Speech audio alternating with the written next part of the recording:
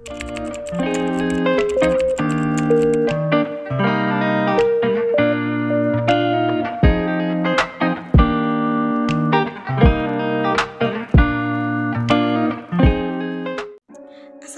warahmatullahi wabarakatuh. Hai, aku Puput Mutia dari kelas 2O Manajemen SDM dengan nomor NPM 1210200430.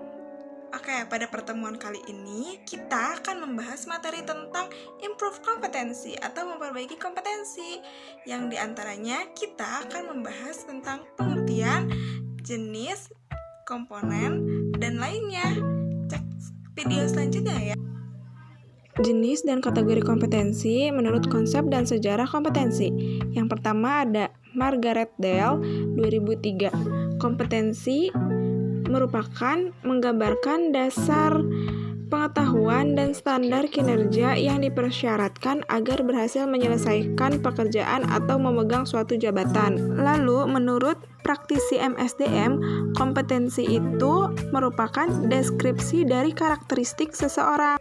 Sedangkan menurut Michael Armstrong 1994, kompetensi itu merupakan apa yang orang bawa pada suatu pekerjaan dalam bentuk tipe dan tingkatan perilaku yang berbeda.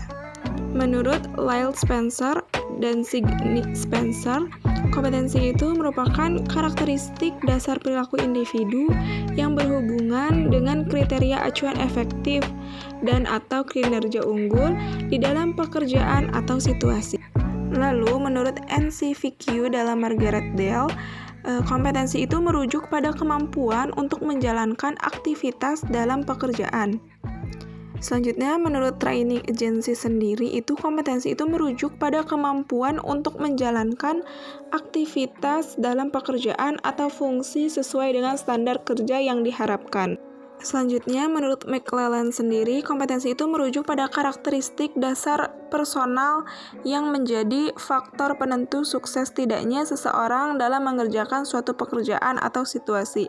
Dan yang terakhir, menurut SK Kepala BKN tahun 2003 sendiri, kompetensi itu merujuk pada kemampuan dan karakteristik yang dimiliki seseorang pegawai negeri sipil yang berupa pengetahuan, keterampilan, dan sikap perilaku yang diperlukan dalam tugas jabatannya, sehingga PNS tersebut dapat melakukan tugasnya secara profesional, efektif, dan efisien.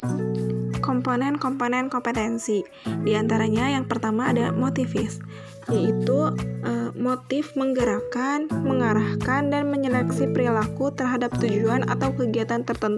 Yang kedua yaitu traits, yaitu karakteristik fisik dan respon konsisten terhadap berbagai situasi atau informasi. Yang ketiga adalah self-concept, di antaranya ada sikap, nilai, dan citra diri seseorang. Yang keempat ada knowledge, yaitu pengetahuan atau informasi seseorang dalam bidang spesifik tertentu. Dan yang terakhir ada skill, yaitu kemampuan untuk melaksanakan tugas fisik tertentu atau tugas mental tertentu. Pembahasan selanjutnya adalah perlunya kompetensi diperbaiki. Determinan yang mempengaruhi atau membentuk kompetensi. Yang pertama ada kepercayaan dan nilai. Kepercayaan dan nilai diri seseorang tersebut terhadap sesuatu sangat berpengaruh terhadap sikap dan perilaku seseorang. Yang kedua ada keahlian atau keterampilan. Aspek keahlian atau keterampilan ini memegang peran penting dalam membentuk kompetensi sendiri. Yang ketiga ada pengalaman. Pengalaman merupakan elemen penting dalam membentuk penguasaan kompetensi seseorang terhadap tugas. Yang keempat ada karakteristik personal.